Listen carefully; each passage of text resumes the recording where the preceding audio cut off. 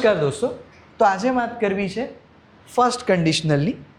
First conditional એટલે આપણે અત્યારે કશું કરીએ છીએ, ઇફ અગર આપણે કાંઈક કરીએ છીએ તો એનું ફ્યુચરમાં રિઝલ્ટ મળે છે. પ્રેઝન્ટમાં આપણે કશું કર્યું તો એનું ફ્યુચરમાં રિઝલ્ટ મળે છે, તો that is called first conditional.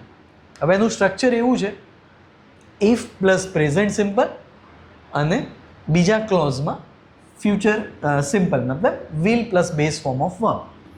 If plus present simple comma will plus base form of verb. સમજાવો. અગર તમે મહેનત કરો છો તો તમે એક્ઝામ પાસ કરશો. ઇફ યુ, બરાબર, પ્રેઝન્ટ સિમ્પલ છે એટલે યુ જોડે વર્કનું વર્ક જ આવશે. If you work hard you will, પછી base form of verb, pass the exam. બરાબર. પણ થર્ડ પર્સન સિંગ્યુલરની વાત કરીએ. અગર રાજેશ, ઇફ રાજેશ, બરાબર, તો પ્રેઝન્ટ સિમ્પલમાં થર્ડ પર્સન માટે વર્કનું થઈ જાય works. If Rajesh works hard he will pass the exam. Right. હવે આ પ્રેઝન્ટ સિમ્પલનું સ્ટ્રક્ચર છે. એમાં જો નેગેટિવ બનાવવું છે તો આપણે ડોન્ટ કે ડઝન્ટ લઈશું.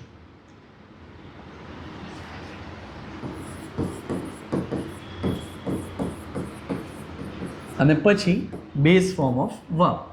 જેમ કે અગર તમે મહેનત નથી કરતા, if you don't work hard you will not pass the exam. પણ રાજેશની વાત કરીએ તો ઇફ રાજેશ, બરાબર, થર્ડ પર્સન છે, કોઈ બી હોઈ શકે, ડોન્ટને બદલે ત્યાં થશે doesn't. If Rajesh doesn't work hard he will not, બરાબર, આ will not નું કોન્ટ્રેક્શન શોર્ટ ફોર્મ એ છે won't. he won't pass the exam. First કન્ડિશનલમાં આપણે શું વિચારીએ છીએ કે અત્યારે કંઈ પ્રેઝન્ટમાં થાય છે તો ફ્યુચરમાં એનું કંઈક પરિણામ મળશે. અગર હું લોટરી જીતું છું, જીતવું એટલે વિન, તો હું એક ઘર ખરીદીશ ફ્યુચરમાં.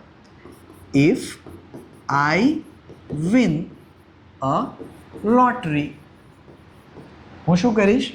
I will, પછી બાયનું buy a house. તમે જીતો છો તો if you win a lottery you will buy a house or you will buy a car or anything. પણ કોઈ થર્ડ પર્સન છે, if he or she, વિનનું થઈ જાય wins a lottery he will buy a car. Basically અત્યારે કંઈક થાય છે તો એનું પરિણામ શું આવશે એની વાત છે. અગર મારા પપ્પા મને પૈસા આપે છે તો હું મોબાઈલ ખરીદીશ. આપવું એટલે થઈ જાય give, બરાબર. ઇફ માય ફાધર, બરાબર, થર્ડ પર્સન છે એટલે ગીવનું થશે gives. If my father gives me money, અગર એ મને પૈસા આપે છે તો I will buy a phone. But મારે કહેવું છે કે અગર એ નથી આપતા, બરાબર, થર્ડ પર્સન છે એટલે ઇફ he નેગેટિવ બનાવવું છે તો આવશે doesn't. If he doesn't, પછી base form, if he doesn't give me money I will not buy a phone. બરાબર. તો આ જે છે એ છે present simple plus future tense, that is first conditional. First conditional જે છે એ હંમેશા, જો અહીં જે આપ્યું છે અહીંયા સ્ટ્રક્ચર જ છે, if I go to Italy next week for work અગર હું જો જઉં છું, બરાબર, આઈ જોડે ગોનું ગો જ રાખ્યું છે. I'll visit the Colosseum. ત્યાં કોલોઝિયમ એક પ્લેસ છે. તો આઈ વિલ, એકચ્યુઅલી આઈ વિલનું શોર્ટ ફોર્મ છે I'll. If I go to Italy next week I'll visit the Colosseum. અગર હું કોઈ થર્ડ પર્સનની વાત કરું છું, અગર if my brother, third person, તો ગોનું થઈ જશે goes. If my brother goes to Italy next week he will અથવા તો he'll visit the Colosseum. If I have time tomorrow, અગર હશે, બરાબર, મને ખબર નથી પણ અગર હશે તો શું કરીશ? I will help you. મારા ભાઈની વાત કરું કે અગર મારા ભાઈ પાસે ટાઈમ હશે, થર્ડ પર્સન છે, તો હેવનું થઈ જશે has. If my brother has time tomorrow he will help you. ચાલો. If you touch that wire, અગર તમે એને અડશો તો you will get an electric shock.